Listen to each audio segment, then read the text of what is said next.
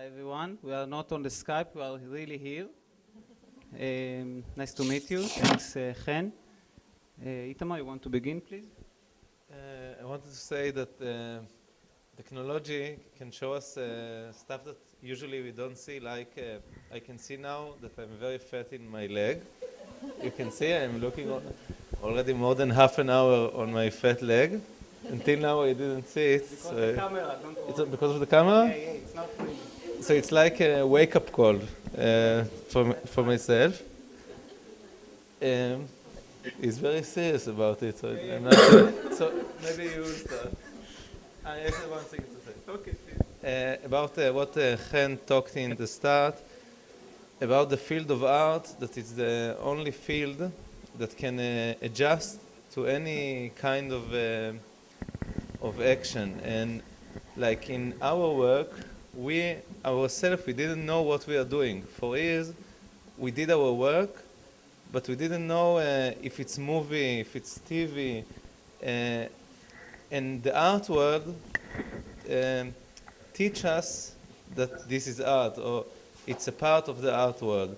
And we can see for like 6 years that we are doing these movies, that it's the only place that took us and understand what we are doing. And all the other fields didn't accept our work because it was not enough funny and fast for TV, not enough serious for movie, not long enough for festivals, not short enough for sketches in the internet. And the only place that accept us, I'm not sure if it's what it's saying about the art world, but I think it's saying something good. It's good that they accept us. That it's good, yeah. That the only place that can that have the courage.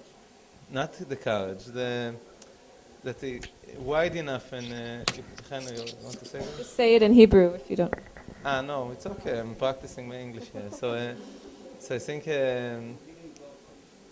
think what you say in the start is interesting about that it's the place for new stuff to happen. It doesn't matter what is it, but the outward is the only place that can adjust to everything. Yeah, I think that the 3 videos that we show here is combine suffer and humor, and I think that's what interesting in our work, in the way that we don't try only to be funny. We try to deal with really serious subject, and we deal with suffer. And the 3 kind of suffer that we can see in the work here in the museum is a suffer of a refugee from Darfur, a suffer of a homosexual that want to say to their parents that they're homosexual, and the suffer of Israeli civilians in the time of the Second Lebanon War that can be injured.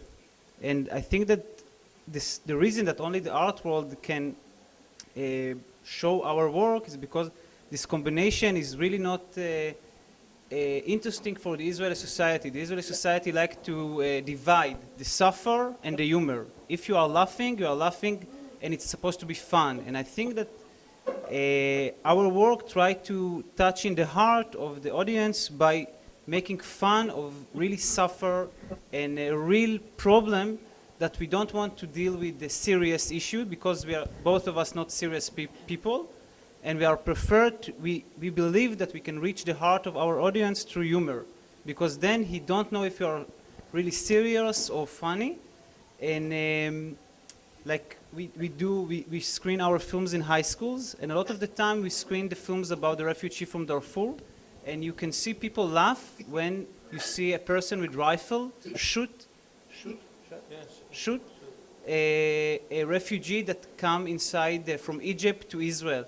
And my question to these people is, why are you laughing? Because in a way, when you see the truth, you cannot, in the absurd of truth and the violence, your only reaction is to laugh, because you cannot do anything else. And our purpose is to show the absurd of the Israeli society and the humor, in a way, black humor. And we every time we're surprised when we shoot the film. We didn't know what will happen. We tried to do it really as an improvisation. And when we did the film about the missiles in Ramat Gan, we really amazed how the Israeli society can laugh on herself because people have to react as if a missile got on them. Yeah, on them, yeah. On them. You know, my English, it's good, but not very good. But I work in a Berlitz. You know? Derby. What is Derby? It's a school for... A school for English, yeah. Itamar pay my... He doesn't laugh, though. He doesn't see us? Okay, very serious. Okay, Itamar, you want to say something for 7 minutes? We haven't, okay? That it was important for us when we did these movies not to know exactly what will happen. Like we just establish a situation and we invite people to take part in our show, I don't know how to call it, our game. We're doing games with people, and if it will not be interesting for us, it will not be interesting after. And so it's all the time like a little bit like a documentary film that it's, in some way it's open for things to happen. We get bored very, very fast. Yeah, and that's all. And we hope that you will go up to the second floor to see our movies. Okay. When you say your work didn't fit into any other field and it fits into the art field, are there specific, you know, how do you feel about this thing that I'm talking about, this social practice? Not that it's a very rigid definition of it, but do you look at other artists that are working like this? Do you care? Do you have any thoughts about, you know, sort of what I've been describing about social practice? And I mean, we'll start with you guys, but this question is for everybody here. Especially, actually, we can move on to Edgar after, because I know that there's a lot of friction in the definition of what Watts House Project is.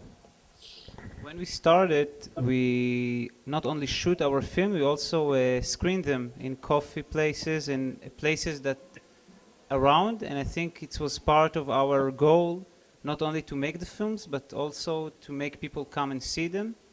And it was before YouTube, so we really wanted people to come and see it together. And I don't know if it's fit to the, so like I don't know exactly if it's, but I don't know. No, she asked about she asked about different artists, if we see some different artists before, or if we are influenced by them. Yes, we see. So I think we are influenced in some way. 3 weeks? No. There is a genre in cinema called iMovie, like Avi Mugrabi is part of it. You okay? It's okay. Borat, no. And it's a movie that the person that is doing the movie is doing it about himself while managing the surrounding. And I think our films, it's kind of a short iMovies. It's not about ourselves, but in some way it's about ourselves. We have something else to say? No. Edgar, could you talk a little bit about Watts House Project in a kind of social practice art world milieu and in a community activism milieu? Yeah, sure. I actually think that there's a great degree of confusion, both within the art world as well as outside of it, about what it is exactly that we're doing. Primarily because the language which exists to describe what we do is, geared more towards fixed states or objects or things framed inside of the confines of an institution or a gallery. So at least I know that the problem for Watts House is that we never were really quite certain how to describe ourselves, because we do so many different things. But part of that has to do with the fact that projects like Watts House and everyone else who's in this on this panel is that it described through negation. So it's not painting, it's not exactly drawing, well, it's not exactly performance art either. And we find ourselves being described as what we aren't as opposed to what we are. And I think that's a wonderful space to be in. I think that's the space where innovation is born from, where you don't know exactly what to call what you're doing, but you're doing it anyway. And examples of how we've interacted with the world, you know, when I talk about Watts House Project to a politician, the fastest way for you to have a politician's eyes glaze over is to describe what you're doing as art. Because immediately they have no interest and they will get out of the conversation as quickly as they can.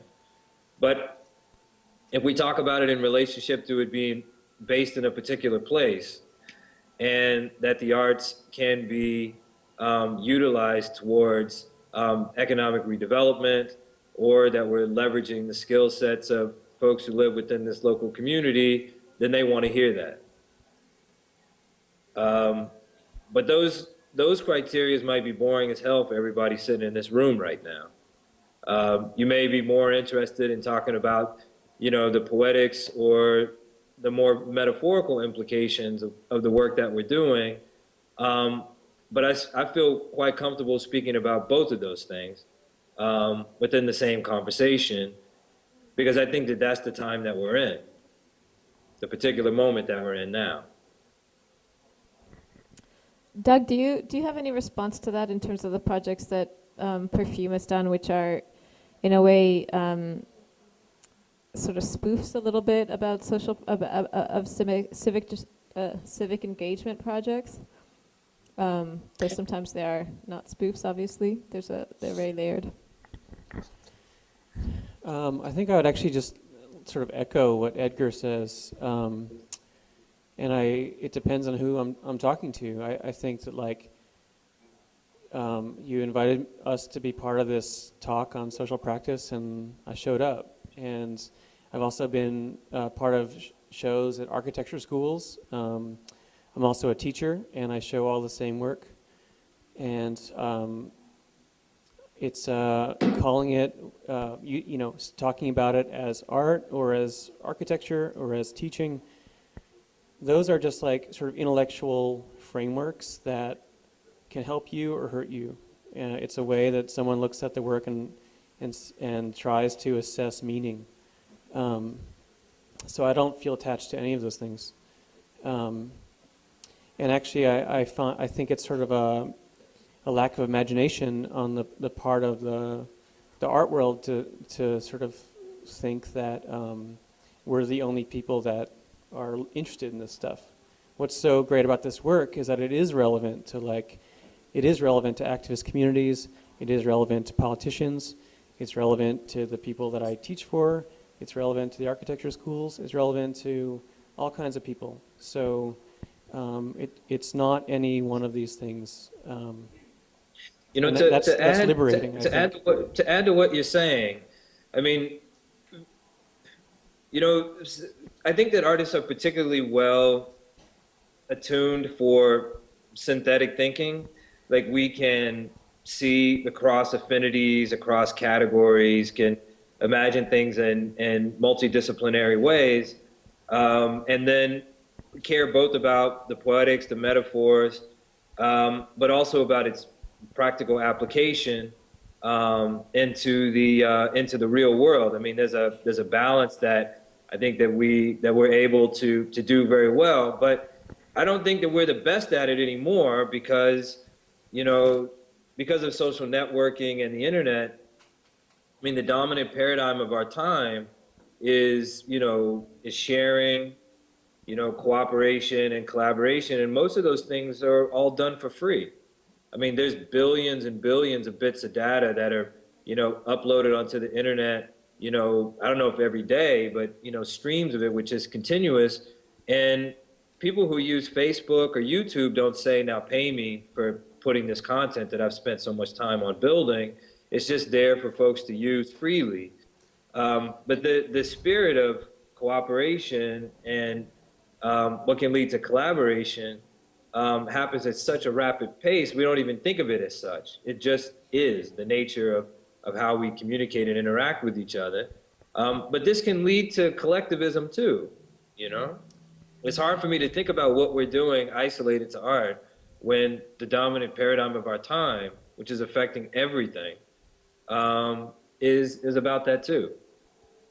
I think Yossi has a comment. Now, I want to say about Facebook that a film that we made 6 years ago about the Teletron, that when we make it, we did a year before the film or the artwork, we did a demonstration against the Teletron, me and Itamar and other 2 people, and we understood that we don't really good in demonstration, and then we made the short video work. And after now, like a year ago, not a year ago, 3 weeks ago, in Facebook, a lot of people put on their wall this film as kind of protest against this. It's a day that you donate money for the army, and they put it in. It become in a way, our film become a voice for these people to be against something. And it's interesting because 6 years ago when we made this film, the Facebook didn't exist. And also YouTube, for instance. So I think in a way it can bring our film or our video to a lot of people, and they become the agent of the film. Like it's not something that we promote, but people can promote. They become our agent. If you want to be against television and against mass media, you have to find another way to show your work. And I think that the YouTube or Facebook can give you this channel to people instead of channel 2 or channel 10 that are more commercial. Earlier we said that art is a field where anything is possible, ideally, or in a frictionless plane where anything is possible, and that's the potential that art has. But I think there's a huge condition for that. Anything is possible in the art world provided that it's authored, provided that somebody takes responsibility for it and puts their name to it. And sometimes it's a collective of artists, sometimes it's a single person, but if it's not authored, I mean, it happens and there's street art, but in mainstream art world, it needs to be authored. And that, I think, is okay, but I'm still trying to figure out how problematic it is. I mean, at first I was thinking that the most radical thing that you could do in the art world is to forego authorship, to not put your name to something. You know, like a party or a demonstration or things that people experience that aren't authored or arranged by one specific person or by a specific group of people. But then I sort of over time kind of realized that we need these things to be authored because they're experiments, and we need to be able to attribute subjectivity to them. We need to know where they came from or who thought them up, because we need to know the context of what they're in. So we need to know that, you know, refugees from Darfur was actually made by 2 Israeli men, not, you know, 2 guys from Darfur. Or, you know, that's kind of a simplistic example, but it's a bit of a legacy of identity politics from the 80s, I think, in the dialogue that was going on then. So I think that all of you guys actually really challenge these ideas of authorship in your work, because you need other people to participate in them. I think Nikki Reactor is an extreme example of that, because your roles as artists and the roles of the participants in your work get completely blurred. And I think that's really interesting. Edgar, I know in Watts House Project, none of this could happen without all the millions of volunteers and the residents of 107th Street in Watts. You know, Doug, Yossi, and Itamar, your work is very similar. So I wonder how you think about authorship, how you can maybe remedy some of these, the kind of idea of a lack of credit that you give to the people that you participate with in a way. And how do you think about your audience? Do you think about your audience as just the participants that are taking part in your projects, or do you think about your audience as the viewers of documentation that you make of these projects that live on afterwards? And if so, are you thinking about the art world? Are you thinking about the internet? Are you thinking about people in general? Who are these things for and by? Well, I think like some of the things that Nikki had touched on, this sort of blurring of the audience and the audience and the participants in the work is something that contemporary art has been, invested in for quite some time. But again, to go back to the dominant paradigm of the 21st century, being social networking, or like us using Skype right now, that blurring of the line between consumer and producer is so indescript that you just have to call it something entirely different, and that we're not quite certain what to call it. I'm trying to take some of those same ideas and place it down within our project, by focusing more on the process of how art is made and less on the idea of what it should be or what it should look like, about the particular activity of taking abstract ideas and shaping them into material form. Now, collaboration is a sticky term, because one would imagine that it's supposed to be equal and democratic across all levels when it comes to decision making. But in actuality, there's a necessity for a small hierarchy to exist, so to maintain some level of order. We have a board of directors, and then we also have folks who live on the block, and I have to somehow mediate the desires and the wills of all of these individuals towards a general direction. And I have to be honest and say that I don't always know if that general direction, if I have any control over it at all. I kind of feel like it has its own life and does its own thing, and I'm just sort of like, a tool of it somehow. Right. Nikki, do you have any thoughts on this? I think that within reactor projects, those kind of hierarchies can change over time.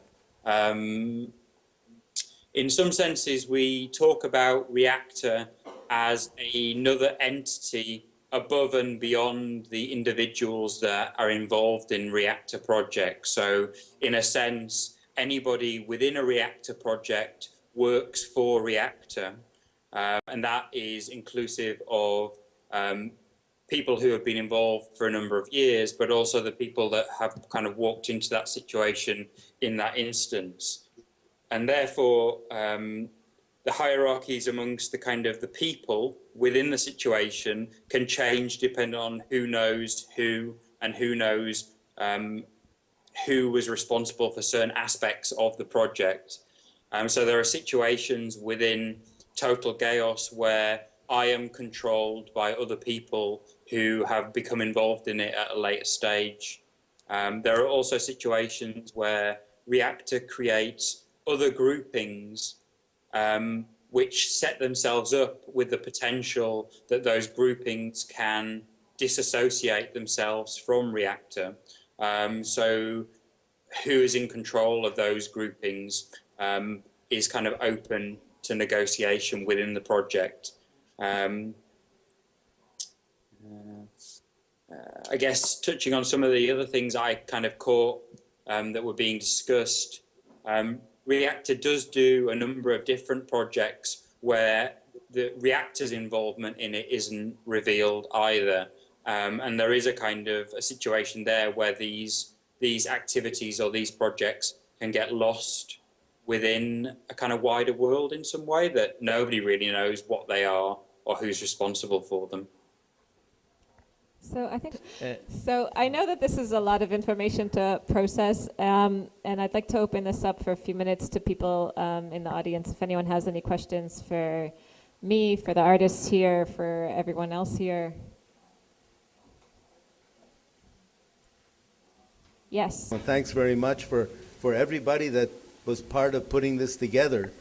I just want to throw out a few things that impressed me very much. I only wish I'd known about the Watts the project when I was in California recently.